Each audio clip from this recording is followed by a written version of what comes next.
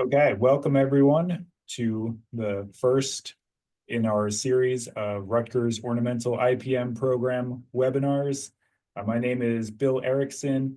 I'm the extension agent in Monmouth County, and I'm joined by Tim Waller, my colleague and extension agent in Cumberland County, and Steve Rettke, our IPM program associate, and Erin Quinn, our IPM program support. And this is the first in a series of webinars that are going to go throughout the season. And we're going to talk about some IPM topics and management issues that are current for these 2 weeks. So these are some things to look at over the next 2 weeks.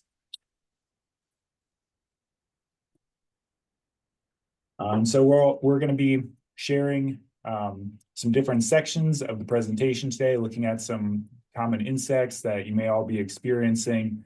And, just as a disclaimer, we're going to be talking about some different chemical controls and things like that throughout the program, but you always need to follow the label instructions on those. And we don't mean to endorse or, any one product over the other. So you'll see throughout that we have included just the active ingredient names as opposed to individual trade names. So you can always reach out to us if you have any other questions about that kind of stuff.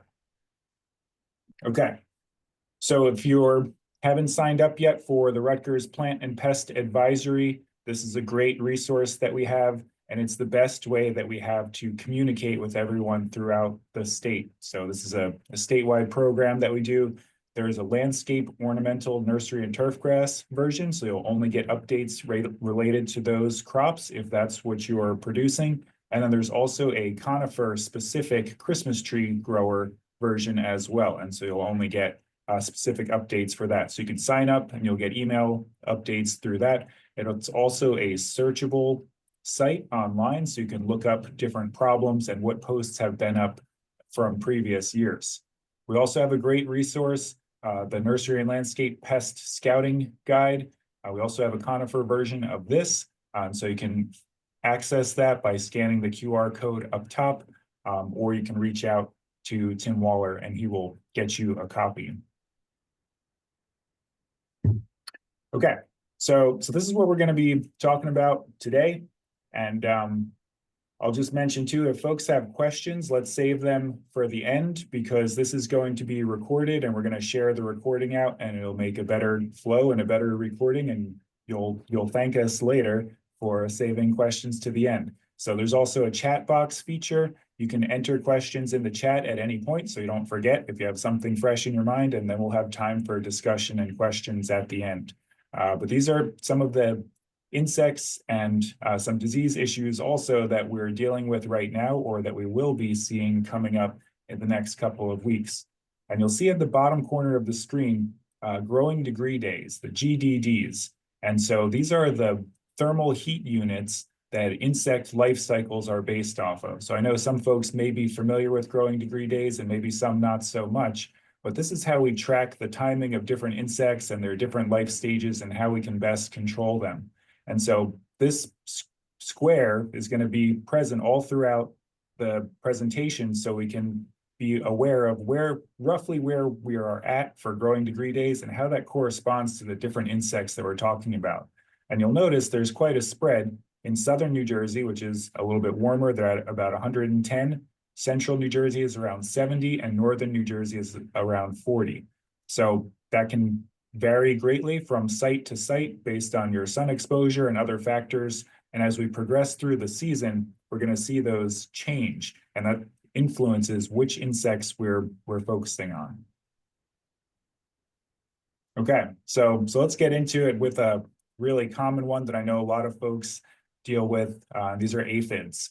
So they're starting to come out and be active, and you'll see at the top of each slide, we have the GDD window, and that's the growing degree days when these are starting to become active. And so pretty much anywhere in the state, you could be starting to see aphid activity. And so they're small, soft-bodied insects, and they have a piercing and sucking mouth part.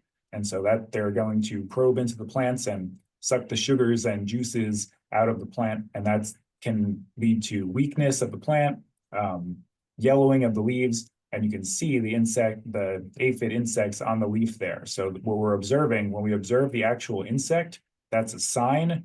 And when we observe the plant response, that's a symptom. And so we'll see examples of that throughout. The adults have cornicles, which are these two kind of tubes on that they use for excretions on the posterior. They may or may not have wings, and we'll see examples of that. And they're excreting honeydew, which is a sticky substance that you may find on leaves. And that honeydew can grow sooty mold, which is a black secondary fungus that grows on the mold. So a lot of the times we see aphids on new growth, especially if it's been over-fertilized. So high levels of nitrogen fertilizer in particular are going to produce new succulent growth, and that may be some of the first areas where you'll find aphids. So anytime we're talking about IPM and scouting and monitoring, we want to look for spots where those insects might be most likely to be. So young succulent growth is where we could look. And there's a lot of different plants these can affect and a lot of different species of aphids. So they can look different on different plants too. So on the left, the picture we see there, we can see, obviously we see the sign, right? We're observing the insects on there. And we also see a symptom in that those leaves are yellowing. And so that's the plant response. On the top right picture there, those are the cast skins. So as the aphids grow and molt, they shed their exoskeleton. So that's another sign of the insect that you can look for. And as you're scouting, if you see that, you might want to look a little bit closer. On the bottom, you see the twisted leaves happening there. That's the balsam twig aphid. And I'm going to talk a little bit more about that one as well. But that's the plant response from being affected by the aphid. So we have some different management controls. There are many beneficial insects that feed on aphids. So ladybug beetles, especially the larvae and lacewing larvae, they're going to feed on aphids. They can consume a lot of them. There's parasitic wasps and flies. We can monitor them using sticky traps, and that will also help us to see if they're in the area. And some more cultural practices that we can do are to have proper weed control, so those are not alternate hosts, reduce fertilization with nitrogen, and then sometimes a heavy blast of water will knock the aphids off of the plants, and if they're really bad, we can prune out the infested materials. All the way on the right, we see some biorational controls. Also, these are like softer materials, insecticidal soaps and horticultural oils at the right dilution, like 1% to 2% dilution. They can really help this time of year also. And then in the middle, we have contact insecticides that can work, as well as systemics that can get into the plant, and then the aphids will feed on that. Considerations as we go throughout, though, the contact materials a lot of the time, in the case of pyrethroids or carbamates, those can also harm beneficial insects and the predators that are helping to keep the aphids in check, because it's a contact material and it can cause that damage. So we don't want to overuse those types of materials. All right, so one of the specific species of aphids that's active right now is the balsam twig aphid. And we see this on a lot of Christmas tree farms or in conifer production nurseries. Most firs are affected by this, especially balsam firs and Fraser firs. And so you can see the adults and the eggs sort of growing there at the base of the leaves. The eggs are brown. They have these waxy structures around them, and they're going to hatch out these stem mothers, and then they can give birth to live young. And so you see the adults there as well. And the feeding is going to cause the needles to become twisted, and the honeydew that they secrete is going to make those shoots stick together. So these are active around the 100 to 150 growing degree days. So in southern New Jersey, you're probably seeing these, starting to see them already. And in northern and central New Jersey, it's time to start scouting, keeping an eye out for them. Especially if you see evidence of twisted branches, maybe from last year, these would be really important areas to check throughout the farm. And you would want to take your hand lens. So you should always have a hand lens available when you're walking around, and go and look at the base of the needles where they're joining up to the stem and see if you can see anything active there. And that's going to let you know if they're present. So it's also important to recognize, if they're just present or if they have a lot of them and they're a problem. So beneficial insects can take care of them if the populations of the pest are low enough. Sticky traps can help with monitoring. Same with our other aphid controls.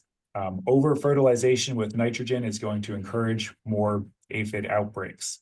So we have contact and systemic materials that can be used with the same considerations as previously mentioned, and our insecticidal soaps and horticultural oils, neem oil, mineral oils, those are going to help also for this early season control.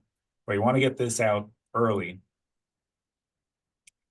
Okay, so our next species that we're going to look at broadly as a class is adelgids. And these are aphid-like organisms. So they're similar to aphids in that they have a piercing and sucking mouth part, but they're a little bit different also in some ways. They don't have those cornicles. They may or may not have wings. And oftentimes we see these on conifers. So these are major conifer pests. And we'll look at some specific species. One of the things about adelgids is that the adults produce these protective filaments. It almost looks like wool. You probably have heard of woolly adelgids, and it has that white cottony fiber that you'll see. And so that's an actual sign of the insect, something the insect is producing that you can find there. And it leads to, off-color needles, needle loss.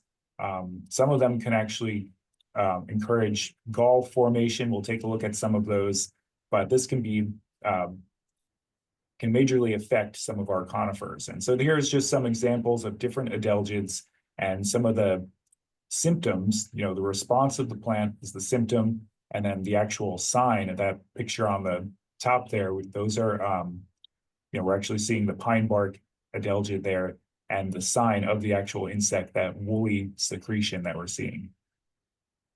So remember, these are in the aphid family, so a lot of the same controls are going to apply here. There's many beneficial insects that can take care of them, keep their populations in check as the season goes throughout. We can monitor them with sticky traps, and reducing plant stress, avoiding over-fertilization are going to be good cultural practices to keep those insect populations down. Our soaps and our horticultural oils are also going to help as biorational controls if we get them out early in the season. And then we have different contact materials, our pyrethroids and the carbamates, as well as systemics that can work against them. But again, be careful that beneficials are not present if you're using the contact insecticides. Okay, so this is a specific species of adelgid. This is the Cooley spruce gall adelgid. And what we're looking at, the picture here, those are the adelgid insects living inside of one of the galls that they formed. And so right now, so they overwintered as females, and then those start to get active and feed early spring. And so if we're looking at the window, they're starting to activate throughout the state. And so they're going to be right at the base of a spruce bud is where these immature females are going to be. And so if you go and scout around with your hand lens, especially if you look for spruce trees that may have some of these galls or damages from last year, you may find some of these females, and then you know that they're present. So they're going to activate, and then they're going to start to lay their eggs in May. And so time to control them, we can get them before we lay their eggs. We're going to be ahead of the game a little bit. So they're going to lay their eggs, and then the crawlers are going to hatch out of there, and they're going to start to feed more on the needles, and they're going to create this gall. It's a 1 to 2 inch shaped gall that's kind of shaped like a pineapple. And then they go in there and they live inside of it, and they're really hard to control once they're inside that gall. So it's going to distort and damage the tree. It's going to be unsightly. So we want to try to get them before that happens. And this can happen on Colorado blue spruce and Douglas fir. They actually go back and forth between those two species. And to a lesser extent, they can also affect Sitka spruce and Engelmann spruce. So here we see some of the symptoms, right? We see the tree response of that, where the tips are brown and wilted. So if you see that from last year, that's damage from last year, and you can go out and scout those areas in particular, prune that out, and look for, with your hand lens, at the base of the buds where they might be. On the top, we see the sign of the insect, those woolly filaments that we're seeing. and what they would look like if you found them on a needle. Okay, so again, adelgids related to aphids, soft-bodied insects.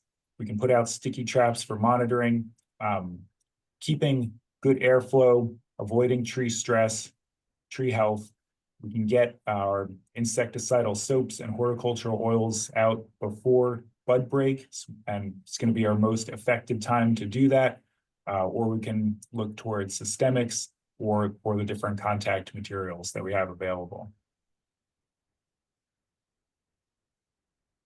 Another gall-forming adelgid is the eastern spruce gall adelgid.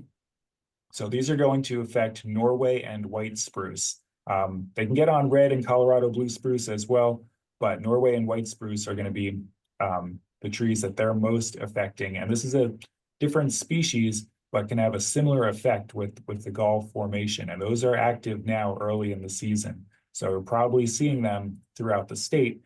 These are trees that you're growing and that they're present. So again, they're going to overwinter as females, and then they're going to mature early spring and lay their eggs. And so the eggs hatch out, the nymphs start to feed, and then those galls are going to form and protect them, and they're going to feed inside the gall once that forms. So if we can get them before they lay their eggs and before those galls form, that will be a goal. And so we see, if you look closely, the deformed growth on the branches and those little gall shapes starting to form there. So you can see if you look with your hand lens or even with your naked eye, those galls can be filled with the young nymphs feeding inside there, and we have twisted branches. So once those galls are formed, we've got to prune them out. So you want to get the insects before that happens, and then the insecticides are really not going to work once the gall forms, and we have to remove those. So trying to get them at this early stage is going to be key for getting good control. But a lot of the same controls that we've been talking about are going to apply here as well. So our insecticidal soaps and horticultural oils before bud break, before those galls form, or our contacts and systemics.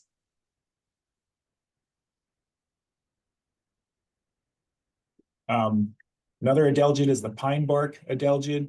You can see that woolly coating there that is common in our different adelgid species, and they have multiple generations throughout the year, as many as 5 generations. So that's why they have a long growing degree day window. But if we can control them better in the early generations, it's going to get us better set up as the season progresses. So you can look for that woolly sign of the insect, and if you see that from last year, that might be a good area to scout the trees and to really concentrate and look there in particular. So they're going to wake up early spring, the overwintering adults, and they're going to start feeding, and then they're going to start to lay their eggs, and the eggs are going to hatch into crawlers and continue to feed. So we see this eastern white pine is their primary host. They can also affect Scots pine and Austrian pine. And so we see this, they can be up to the bark as well. You see the sign of the insect, that woolly coating there, those filaments, or on the stems at the base of the needles. So when you're scouting and you see that sign of the insect, you might want to look a little bit closer and see how bad their populations are. So in the forest, a lot of the times, natural predators will keep them in check. But if we're having trees that we're trying to sell out of the nursery or the Christmas tree farm, the aesthetics may be a little bit more important. And so there are natural predators that can take care of them. But you can also syringe them or use a strong water jet, blast them off with water. That can help, especially to clean off some of that woolly filament, which can last there even after the insects are dead. Also, if you have an old planting of pines and you're putting in new species and the old plantings are affected already and you know it, you may want to plant your new plantings somewhere else so that they don't get affected also. Similar controls to the other adelgids that we were talking about, but again, you want to get this on early before bud break and before a lot of the beneficials are really active. All right, the last insect I'm going to talk about is the European pine sawfly. This can be a really major problem on Mugo pine, Scots pine, red pine. A lot of our pines can be affected by this, and larvae are starting to hatch out now. And so you can see in the picture there, those are the larvae as they're hatching out. And this is kind of an interesting insect, and there are some things that are specific about it. This is not a caterpillar. It's actually in the same family as wasps. So certain materials they would use to control caterpillars, like BT, for example, won't work on this insect. So it's not a true caterpillar. So we have to treat it a little bit differently. And we see distortions of the needles.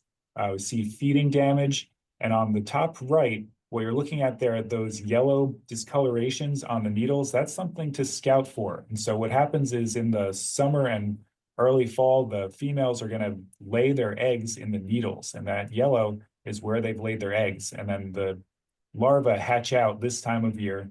They start to feed, and the young larvae can only feed on the outside of the needles. They don't have the mouth parts to eat the whole thing. So you start to see that twisted brown discoloration of the needles. And then as they start to mature, they can feed even more. So we want to control them when they're young, and we can scout for those discolorations on the needles.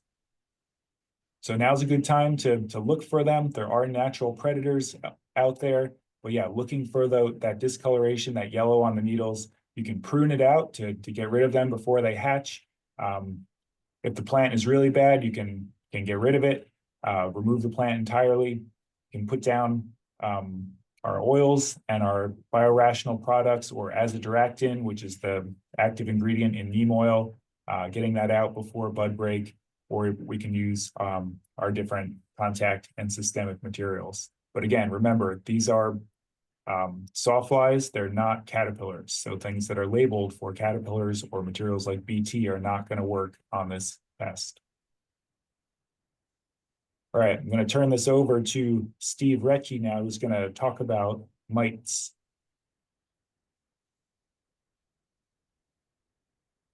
Steve, you're on mute. There you go. Okay, thank you, Bill. And I'm pleased to be part of this inaugural Nursery Landscape IPM Pest webinar.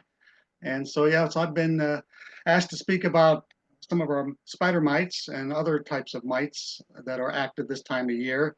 And so these would be cool season mites. And I'm going to kind of go off of this slide immediately and go ahead. And so this is really what we'll be talking about. They're cool season mites. There's one that's actually a cold season mite, which is the hemlock rust mite, which I'll focus on. And we have a couple others that I just have some photographs are.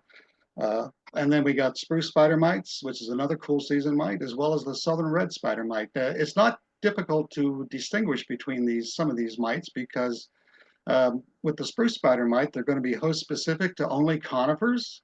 So you have spruce and junipers and fir trees and so forth, and they'll be found on those trees. Whereas the southern red spider mites will be feeding exclusively on broadleaf evergreens, such as azaleas, Japanese hollies and inkberry hollies and andromedas. You'll find the southern red spider mites on those. And so this is kind of a nice diagram or graph showing you that I'm specializing with the spruce spider mites, but these hold true for the southern red spider mites as well. And you notice how with the relative density shown there on the y-axis going increasing levels as you move, starting about now, you can start having activity of our spruce spider mites and southern red spider mites. And you can notice as we go through April and then into May, they continue to increase until they get to about perhaps early June, second week of June, depending upon where you are in the state, they begin to dissipate because they don't like warm temperatures. In fact, when you begin to have temperatures reach around 85 degrees as a high Fahrenheit during the day, they really begin to stop their activity. They don't feed very much. They actually go into a dormancy period through the remaining parts of the summer. So you have second half of June, July, August, and maybe even most of September, you don't have these cool season mites being active whatsoever. And then it's only when you get probably in October, they start revving up again. It's getting cooler and they start to increase dramatically as shown there until maybe you reach November, where they perhaps reach their crescendo and they're doing most of their damage during that month, which some people are surprised by, because November, you don't think about insects or mites becoming a problem, but that's not the case with spruce spider mites as well as the southern red spider mites. And then when you get into December, they really start to decline rapidly. They start laying eggs, and then the adults will die, and then you just have the eggs that will overwinter. Okay. And so it's Bill indicated the importance of hand lenses, and this particular fella is close, but he doesn't even quite do it properly. When you're using a hand lens, and when I work in the field, I have various types of hand lenses. I have 5x, 10x, I have 16x, I have 20x, and they each have their purpose. For spider mites, it's probably best to use a 16x, and in some cases, which I'll be talking about next, which are some of the, especially the hemlock rust mites, I'll go to a 20x because they're so tiny. But to use a hand lens properly, you really have to put the hand lens right up against the eye socket, and then bring the object of interest into focus. Okay. And this showing here another type of really a high technology tool, which is the white beading tray, which increases the efficiency when you're monitoring. This particular landscaper's got a boxwood there. It's not necessarily a cool season mite, but he suspects he sees some stippling on the leaves, and so he's putting up a white piece of paper with a clipboard, and he's just beating the foliage up against the paper, knocking off the mites if they're there, and then seeing the results, which would be seen. Go ahead, next slide. And so shown here where you've got talk about entertainment. This is about as good as it gets in the field. You knock the mites off into this white piece of paper. They kind of move around. They all tumble down. Give a few seconds for them to get their feet set again. And then you can see them like little pepper grains moving around very slowly, unless they are a predator mite, which they'll move considerably faster. And then what you can do to make sure you've got spider mites and maybe not just some dirt and debris is to drag your hand across the paper and do a blood smear. And if they're pest mites, spider mites, which means they're feeding in the chlorophyll, their blood streak will be green. However, next slide. Okay, I didn't mean to do that. I thought I was going to show, I made a change which wasn't included, so I forgot about that. But there is a predator mite that there's different species, and they move much faster. And when you look at the movement of the mites on the piece of paper, you'll see some that move considerably faster than the very sluggish, slow-moving spider mites that feed on plants. They don't need to move fast, whereas the predaceous or predator mites, they're not a spider mite, but they're a different type of a mite. They're predaceous mite, and there's various species. They will have longer legs. They have much greater speed, as I indicated.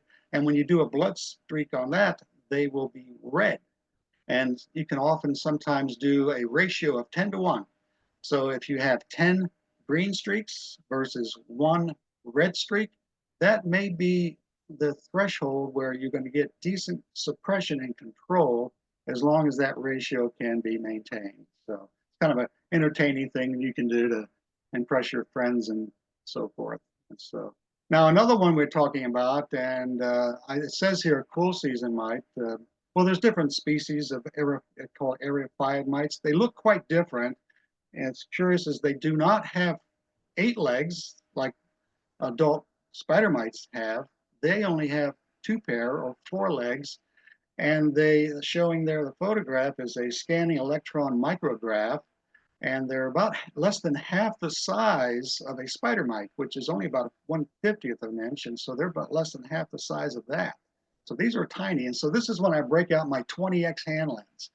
And when you look at these and you look for movement, you have to be patient, because these guys, I said that the spider mites are slow moving. These guys are like molasses. They just barely move, and you have to watch very closely with your 20x hand lens to see any movement. So, but let's move on.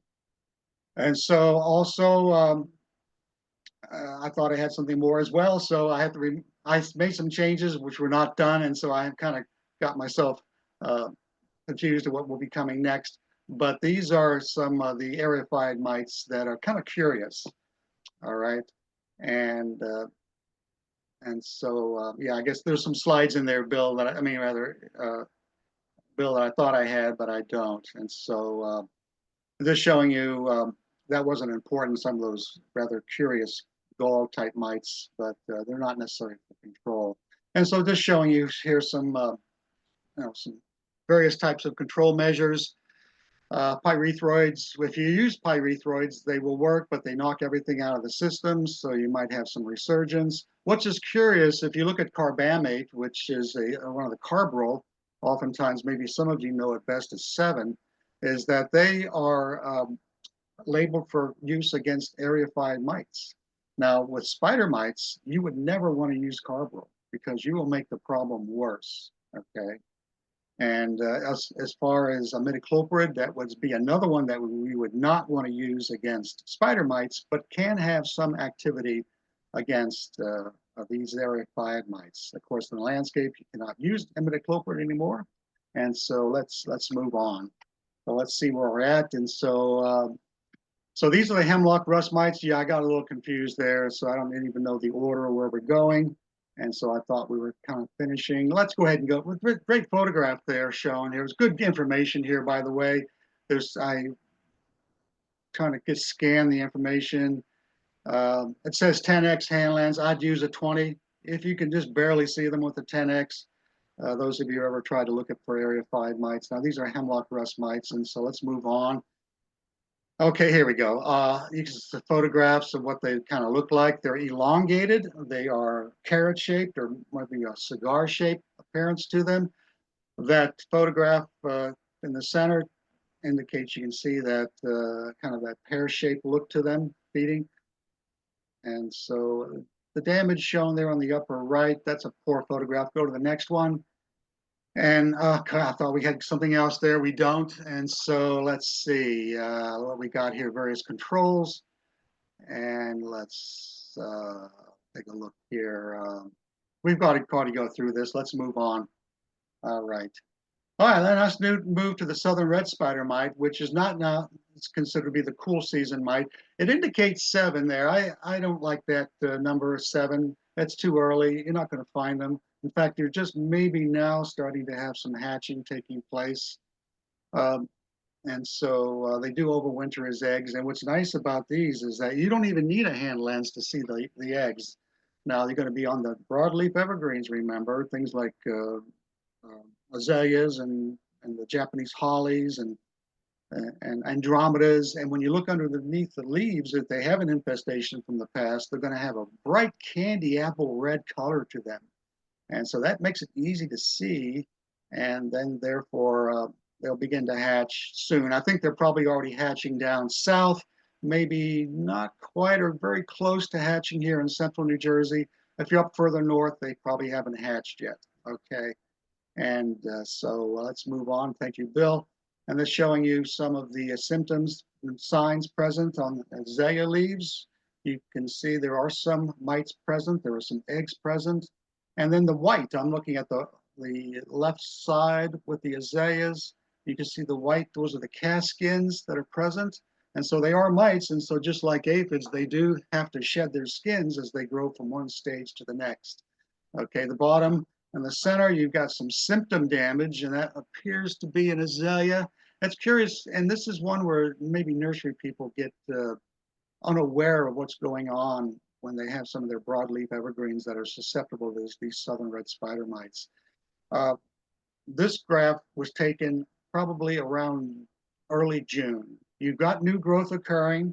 You can see that light colored green, no damage to it yet. In fact, the damage to the new growth that will occur, say, later this spring, mid to late spring, you'll get the growth occurring. You're not going to have any damage to that new growth this spring, but it will be next fall. But you can also now look at the growth from the previous year, last year, and you may have had damage taking place in the fall. And then as you go into the spring, as the eggs do start to hatch, they will begin to cause damage to the older leaves. But then as the new leaves emerge, they will look green and healthy. And as the plants begin to grow more, the newer leaves, they kind of cover up the older growth that's been damaged. And if you're not looking for it, you have to look under the new growth and see where the damage is. And so some growers, especially as shown here with the container plants, they're unaware of the damage that's taking place because it takes place in both the fall and then again in the spring. Okay, next one, please. All right, so as far as insecticides, you got abamectins, Avid, you've got spinosyn, which is spinosad, conserve. Actually, sometimes you'll make these labeled insecticides that are shown. Spinosad is not a dynamic material against mites. In fact, if you're going to use it, you better add something to it because it's more of a synergist. And so by itself, spinosad or conserve will not work well. Okay. Another one that's shown there is acephate, which is I know best is from the landscape industry as orthene.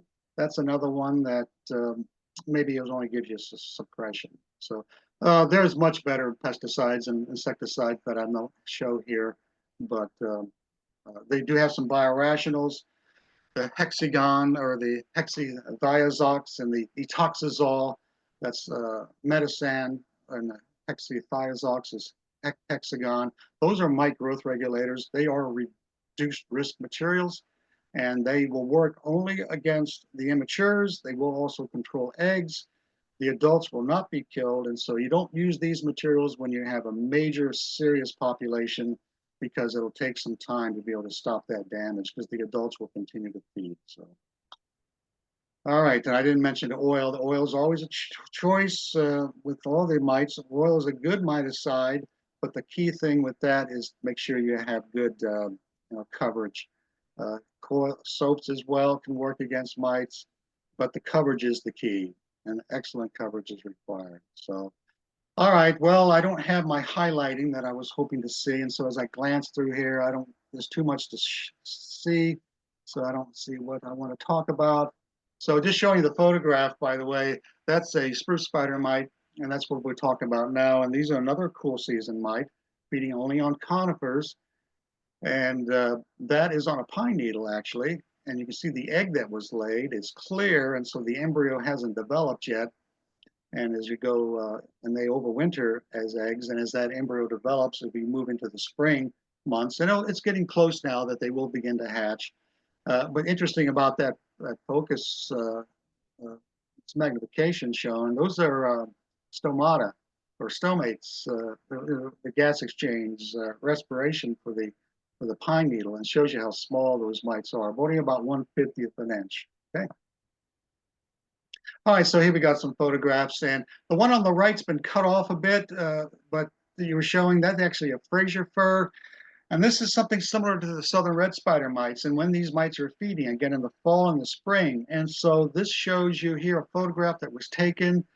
It was taken around this maybe late spring, and the new growth has emerged, right? You can see the nice green color, kind of a light green. There's no damage on that yet because the spruce spider mites have pretty much stopped their activity because it was gotten too warm, because this was kind of late June when I took this photograph. Now the growth that occurred in the 23 season, so I took this last year, so the 23 season, you see that discoloration, the stippling that takes place. And so that's where the damage occurred, not only during the fall of 23, but then again, the spring of 24. And so you have 2 seasons of damage taking place on that 23 growth. Now, the 24 growth that's shown there, there's maybe a better indication is the one that's moving downward. They're not going to feed on that in the spring because they don't have time. And so they kind of just hang out as eggs and also adults. And then they don't get active again until you hit mostly probably into early October, and they start feeding, and they'll start feeding on that new growth, that 24 growth that took place. So, all right. So let's see here. We got these controls again. Okay. All right. What are we doing here with these? All right. Let's go to the next one. I think I have some better slides. Oh, I don't have it included. So you go back. I got to talk about it. All right, so I had some other ones that made it a little easier to read as far as the controls with spruce spider mites. Abamectin is avid.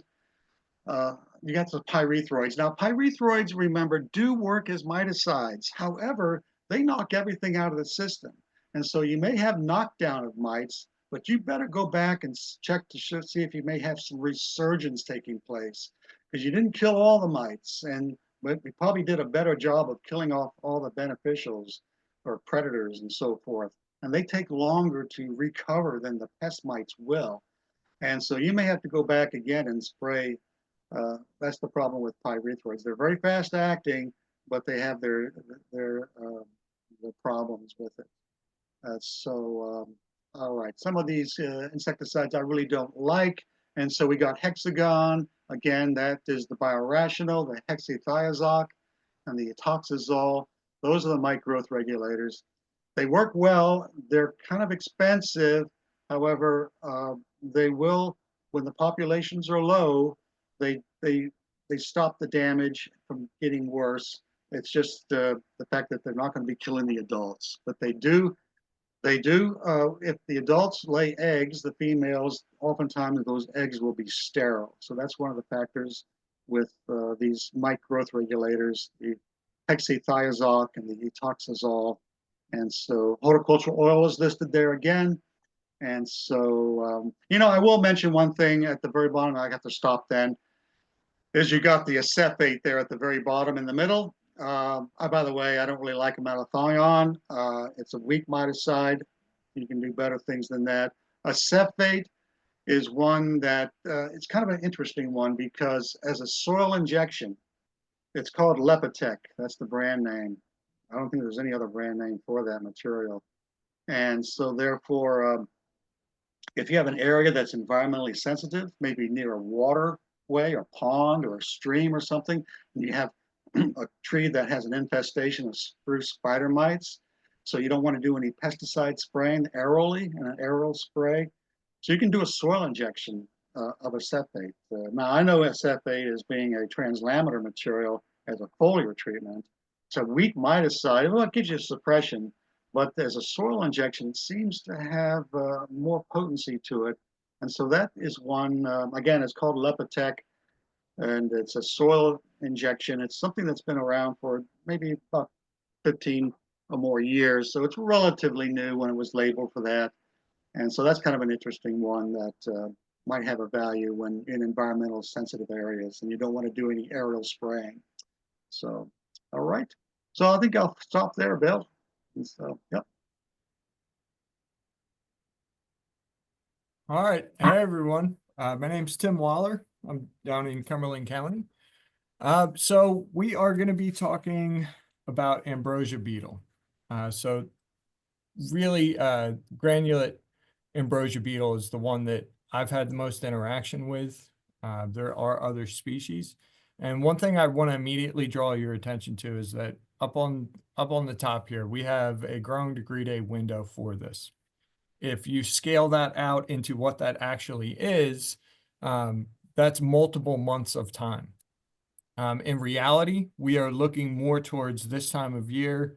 Potentially, some locations have already had flights of adults, and they're much more tied to repeated days of higher temperatures. And we're going to talk about that in just a second here. Something that's very important to realize about ambrosia beetle is that they're not eating the wood. They are bringing a fungus with them that them and their offspring are going to be feeding on inside of the tree tissues. So this really, really changes the types of materials that we have available for them. When it comes to looking for ambrosia beetle, there is the characteristic, it looks like pencil shavings, where you're seeing this growth coming out of the side of plant tissues. This is a kind of the center image here is kind of a minor example of that. You could absolutely see instances where it looks like this is coming out from all over the plant tissues. They've got really small exit holes, roughly in the 1 to 2 millimeter range. And it's really important that if you do suspect damages, to try to track down and see if you can find these holes, because it's very much a telltale sign that you have ambrosia beetle. I want to make a mention here too, is that with the image where it kind of looks like it's bleeding, it's important to see if you can find holes where you're going to have damages. And I forgot to mention, oftentimes these are attacking more of our thin barked trees that are in the nursery and landscape. I've seen them attack a number of species that I can't document in literature. So I've seen ambrosia beetle moving in to attack many different types of stress plant. So if you can locate those the holes with the trees that look like they're bleeding, that's a better indication of what we might be up against. Because there's also bacterial issues that could be that could look very similar to this, but they would be without that main hole tissue. All right, so yeah, absolutely. And there's some great comments in the chat too for everyone, just throwing that out there. So when it comes to the ambrosia beetle, like I was saying before, there are growing degree day windows, but this is one of the areas that we're really going to look into as we progress with this program, is utilizing ethanol-baited traps or different pheromone traps to get a better handle of when their emergence is in different locations in the state of New Jersey. Generally, though, if you are looking at the weather regularly and you see multiple days of right around 70 or greater, whether that's 2-3 days of sustained temperatures at that point during the day, there's a really good chance that we're going to have ambrosia beetle adult flights, where they're flying in and they're looking for stressed plants that they are going to go and attack. So that brings us to one of the most important things of ambrosia beetle, and we're talking about nursery crops. A lot of our plants are stressed at many different time frames. The act of us pushing them really hard to get their size up so they can get sold oftentimes is a stressful situation. If we're digging trees and we thought that they were going to ship out one day, but we ended up having to heal them in for multiple days or weeks, those plants are really stressed. We have high temperatures. There's a good chance that if ambrosia adults are in the area, they could attack those particular plants. So that being said, when we were talking about what ambrosia is actually feeding on, they're not feeding on the actual plants themselves. So our systemics are pretty much out the window. One of the best approaches for this is to be watching the weather, utilizing different trap systems, and spraying a contact with residual activity, something in the pyrethroid group, whether that's permethrin, bifenthrin, something of the like there. So again, with ambrosia beetle, reducing stress, looking ahead at the weather for multiple days of 70-degree temperatures, and then getting a protective contact insecticide spray with something like a pyrethroid is a good move. All right, so I just wanted to bring up a couple topics here that are important to our industry. If you aren't familiar with box tree moth, it's high time to become familiar with it if you're working in nursery and landscape. The current quarantine, I went and I checked this morning to make sure that I had the most updated map. These are currently the counties and complete states that are in quarantine. For our closest neighbor, Delaware, to southern New Jersey, the entire state of Delaware is in a box tree moth quarantine. And it's very important that we as a community are aware of this, and there are some specifics that are really important because of it. So box tree moth is an insect that has been associated with boxwoods in Europe for quite some time. They've moved pretty much throughout the entirety of Europe. but how they're behaving in the United States is still, we're still gaining information about it. There's a lot of great research happening through Ohio State as well as Virginia Tech. And they're trying to figure out better grown degree day models. And they're getting really close. They've got some pretty good data, but they're trying to get better models for it. What you're seeing there with the images, this time of year, we're just starting to exit out of, it's called a hibernaculum, where you've got all the leaves folded up there. And we're just starting to exit the period where you're actually going to see the caterpillars. It hasn't been observed in New Jersey, but it's very important that all of our growers at the line of, if you're bringing in boxwoods, you really, really, for the industry's sake, need to have a really good look at those plants, because if there is box tree moth, we need to take care of it right then before it goes into your production line. This insect that has multiple generations, it's very easy to kill. It's very easy to kill Lepidoptera, but it's much more of a quarantine issue, and avoiding quarantine in New Jersey in general, or as long as possible. So, so if you are shipping out of a quarantined area, you're required to have a box tree moth compliance agreement. That being said, if you are purchasing boxwoods in from one of these locations, you need to make sure that you have the paperwork from the shipping location that has gone through this box tree moth compliance agreement. The Horticulture Research Institute has a really good webinar explaining at least kind of the ins and outs of the box tree moth compliance agreement.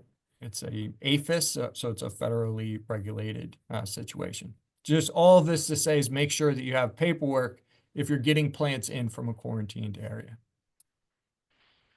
So I went in and about 10 minutes before this webinar started today, I get a regular update from the boxwood blight risk model. This is through US Pest. That's where this QR code ultimately takes you to. So I pulled this out of my email this morning. And basically what the boxwood blight risk model does for us is it tells us when the conditions favor development of boxwood blight in different locations throughout the state. I wouldn't say, I wouldn't treat every single spray based on what this model says, but early on in the season, it's a really good indicator of when we should start our preventative sprays. If we're looking at the model here, when we start to get to that orange color or the red color, that's a really good indicator that we might run into boxwood blight. So April 12th coming up here, there's a pretty good chance of boxwood blight initiating new infections or spreading if it's already in an area. So if you want some more information about that, I'd be happy to talk about it. If you get the emails from us, I try to put this in the Plant and Pest Advisory as well. So just a couple real quick things here. So boxwood blight, if you have boxwoods and it's pretty much like the leaves have jumped off of them, there's a really good chance that you're dealing with boxwood blight. It's going to have two major symptoms. You're going to see necrosis on the leaves, and they're kind of this spreading over the surface of the leaf tissue. And then if you look closely into the stems, you're going to see these black cankers. Anytime that we are having prolonged rain events early or late season during the cooler periods of the year, I would really think to have some type of protective spray before those events. So you want to remove this material. It does have the ability to persist for long periods of time in soil. So in removing as much of that as possible is really important. And like I said, there's the boxwood blight risk model. So this is not a substitute for the plant diagnostic lab, but you can do a quick and dirty diagnostic approach to get an understanding of what you might be dealing with. Oftentimes, Volucella is confused for boxwood blight, and boxwood blight is confused for Volucella. We are going to talk more about Volucella as time progresses because it's much more of a warm season disease. So you get your sample put into a Ziploc bag. If it is ton of white fluffy mycelium, or it's just poofed out white growth, there's a really good chance you're dealing with boxwood blight. If you're getting salmon colored, orangey color spores, you're dealing with Volucella. So when it comes to managing boxwood blight, there are a lot of materials out there. Chlorothalonil has a pretty good track record of materials containing chlorothalonil. There's a material Broadform that's a combination material that has some pretty good track record. And one of the other things I just want to draw your attention to here is mancozeb. So mancozeb, yeah, it does have a long PHI, but in a well-rounded approach to managing boxwood diseases, mancozeb can be really valuable when controlling Volucella. All right, and so we're getting close on time, and I appreciate everyone's time so much, but we're going to talk more about Phytophthora as we progress through these seminars, but I just want to reiterate how important it is to rotate compounds for Phytophthora, Pythium, and Phytopythium. Mefenoxam has been used historically many times. It has a great track record at being the heavy hitter when controlling that disease. However, we are absolutely developing resistance east of the Mississippi, particularly in the Mid-Atlantic area, to this. And if we lose that compound, whether it's on your nursery or your farm, that is a big deal. It's like taking the hammer out of the toolbox. There's a lot of other great materials as well. The other one I want to kind of counterpoint to mefenoxam are the phosphonates. These materials, they activate plant defense responses. They can be used, depending on the system, it could be anywhere to every few weeks or every 30 days. But these can be a really good addition to any program, specifically targeting root diseases, as well as giving you some impact in some other ways as well. So we've got a list of materials that's up. This is something that I'm constantly working on updating. We do a lot of research in this area. So like I said before, it's not a substitute. If we know what we're up against, one of the key things when it comes to IPM is knowing what you're actually going for. That's why we spent the last hour looking at images of different insects. When it comes to diseases, physiological issues, knowing what we're up against is half the battle. So, feel free to give them a look as well. All right, so we're going to sign off here in a minute, but I just wanted to give you an update of some of the things we've been talking about. So this is the first year that we're running this program. We're very thankful that we've got a number of people in the call. The idea here is that when we are done this meeting, we're going to send you a link to the video. It's going to take us a couple hours to figure out all the specifics, but we are going to get something sent over to you. After the conclusion of every event too, we're going to make sure that folks registered in the program get a PDF copy of this, because there's a ton of words. We wanted to give people more information than less.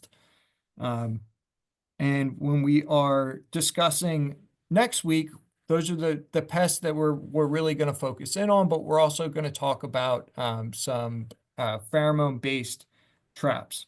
Part of this program too is we've secured a number of wing traps, clear wing borer pheromones, double-sided sticky tapes, sticky cards, and we're going to begin the process of setting up times for field visits and distributing some of those traps. So again, I really appreciate everybody working with us. This is something we hope to keep going for quite some time. Bill, did you want to say anything before we sign off here, or stop the recording? I would just add too that the PDF version of this slideshow that we're going to send out prints very well, and you can use that as a field guide. So as we start to build our field guides, you can print this out, put it on the break room, share it with other folks, share the recording. But yeah, feel free to use this, and we're creating this to be a resource document that you can have. And the other thing too is we're working to figure out how to get this into Spanish, both written as well as overdubbed. So we're working on that as well for everybody's location. So, Bill, do you want to hit stop record?